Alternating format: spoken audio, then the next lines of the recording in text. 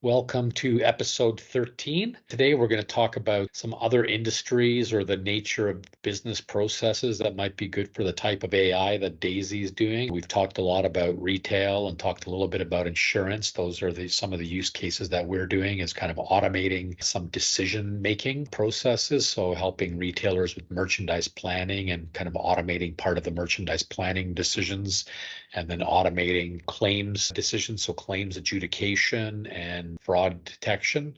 So those are the processes we work in. And I think the common characteristics of some of the processes that are really useful for AI to help out with would be things that are rich data, lots of information about the process. So you think of retail, you have a typical grocer might have 50,000 products.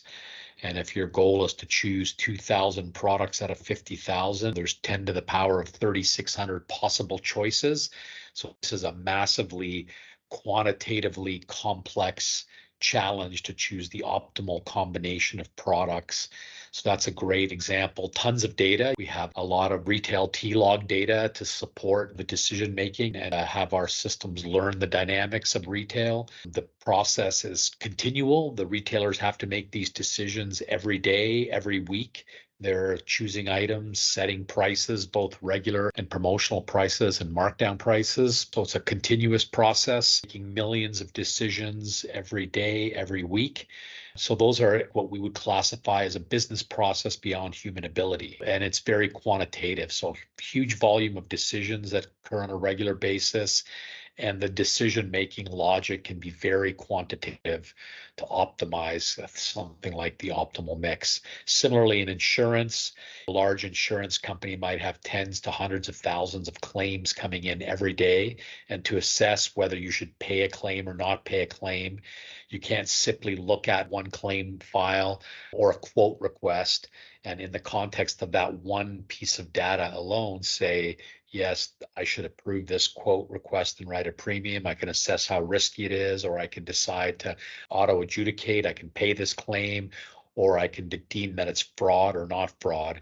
Again, now the complexity comes in. We have to compare that claim to every other claim ever seen. And if insurance company might have billions or hundreds of millions of claims, at least that you've seen in the past. So again, a human being having to make 100 million mathematical comparisons to say, is this claim out of the ordinary compared to other claims? Is this quote request out of the ordinary? Is it risky doing perhaps predictive analytics around building a model, looking at the model score, and is that sufficient? So the idea is, again, a business process that has to happen. It's relentless. It's every day over and over and over again.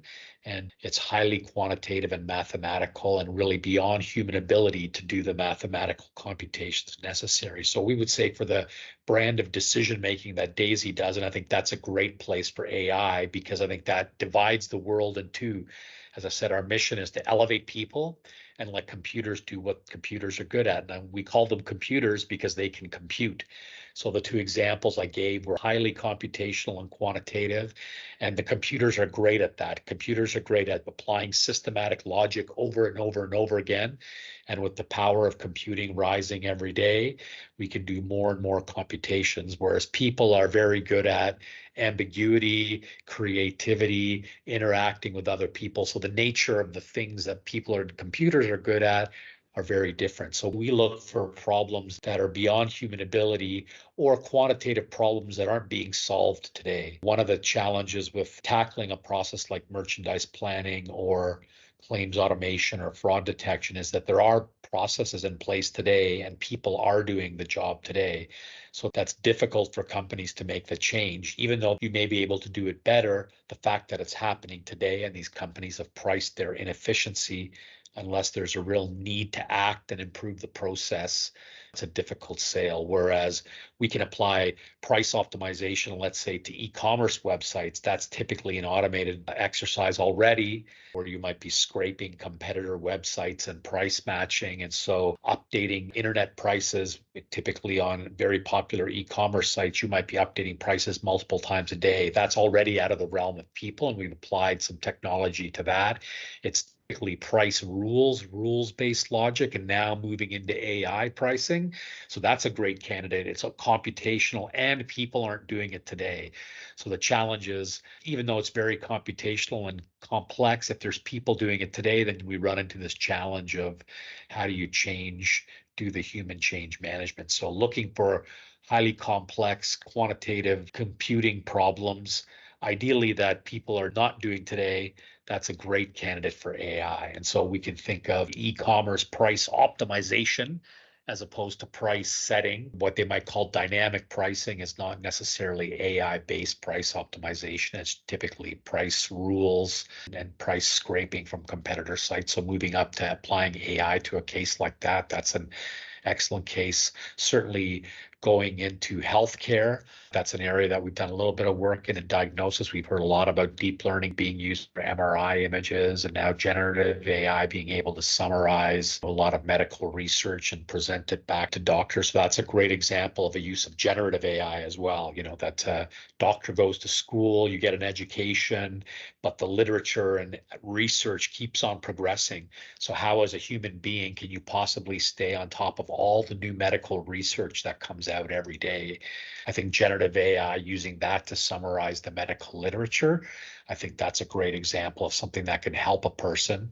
And that's a case where human and system can collaborate, where the generative AI can summarize new research and findings for a doctor. The doctor can then drill into the areas that they feel they need to learn new things. And so that's a great example. Again, a huge data problem, huge volume of research, volume of information beyond a single human's capability to digest it all.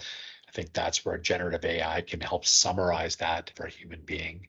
And, applying AI to help make medical diagnoses. Again, we could have large databases in our healthcare system. Canada here with the provincial healthcare systems, there's millions and billions of visits to the doctors. And in the US, in the private healthcare systems, you see billions of records of doctors' visits, diagnoses that have been applied, procedures that have been applied to the patients. And over time, we can see patient outcomes. So again, having a huge longitudinal database of diagnosis, treatment, outcome, that's a great place for AI to go in and analyze to say, what are the most cost-effective treatments that could generate the best outcomes, so we can use this to guide medical practice. You might see 10 different doctors with the same condition.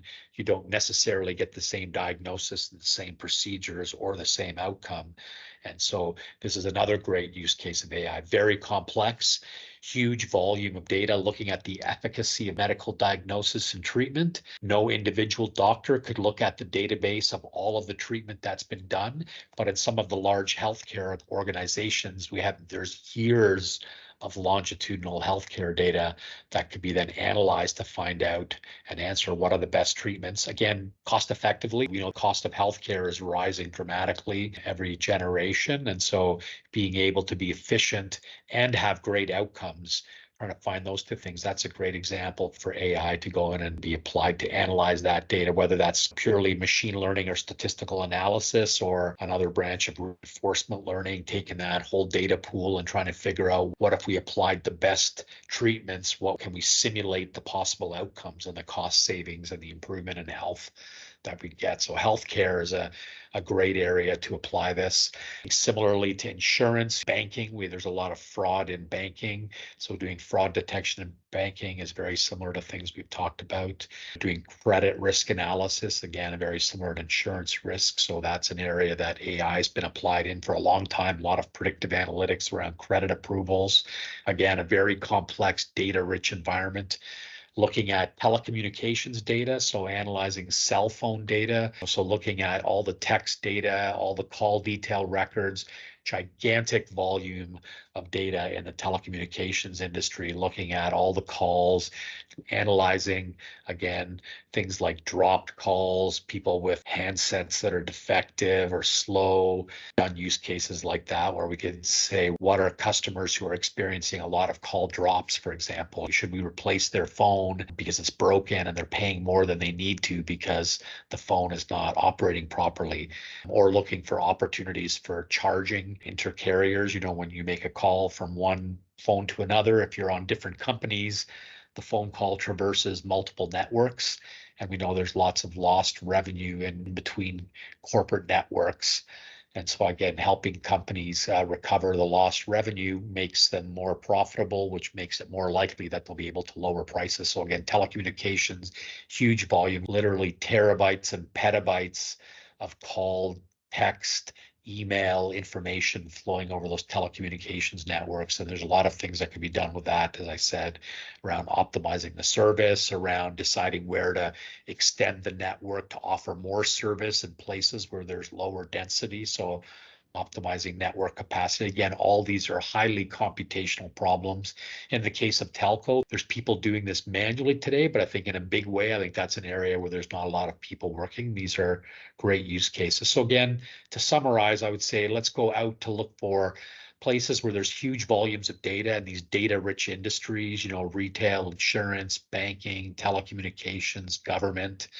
And those are the places that we could look at the business processes, look at the decisions that are being made. So the decision on whether to promote an item or not, charge a certain price or not, whether to approve a credit card application, whether to approve a wire transfer from person A to person B, whether we should grow the telephone network, whether we should diagnose a treatment or a disease or an illness.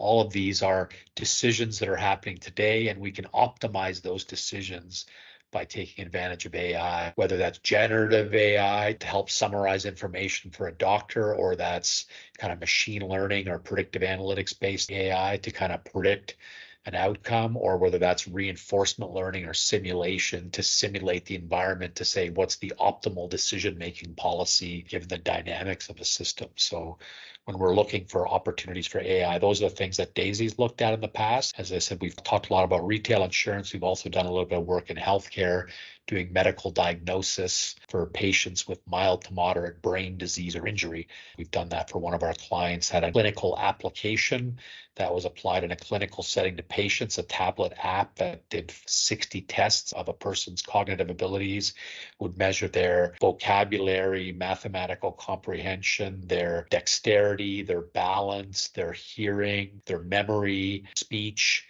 all of these things with multiple tests done in a clinic. And then the DAISY system analyzed those tests against a benchmark of what is normal. And we found all the deficits that a particular person had. And so mild to moderate brain injury, there's not a lot of great diagnosis in the medical industry. It's more for people with severe injuries that get treated well. So, looking at concussions or some kind of illness that would cause some mild cognitive impairment, the DAISY system was able to find what are the cognitive deficits. And we did collaborate with some medical researchers and analyze the data of women who had had heart attacks to see was there a brain difference between women who had heart attacks and women who didn't have heart attacks. And there's a patient population of on the order of 60 to 70 patients. And Daisy was able to uncover certain cognitive deficits associated with heart attack by analyzing the output of our clients' clinical applications. So that's a great medical application there where we're again comparing the measurements from one person to a benchmark pool of data for people who are healthy, as well as your own benchmarks if you collected your benchmark before illness or injury.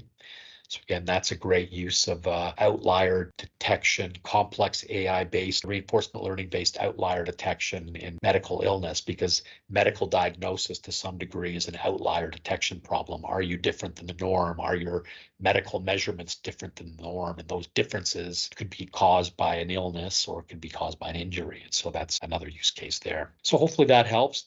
Give that, highly quantitative, never relenting, constant decisions required. I think all of the processes I outlined today are things that keep marching on with time, and I think are great places for AI. And I think if AI can improve the efficiency of those processes, it'll reduce the cost of executing the processes, increase the efficacy of the processes, which I think ultimately will lower the cost of delivering those services. And only good things can come from lowering cost. It causes lower prices and ultimately lowers the cost of living. Those are the types of processes. And typically these are things that human beings are not good at, that computers are good at. Again, dividing the world into let's let machines do what machines are good at and people do what people are good at. And if we can do that, hopefully we can minimize the impact on human jobs and labor.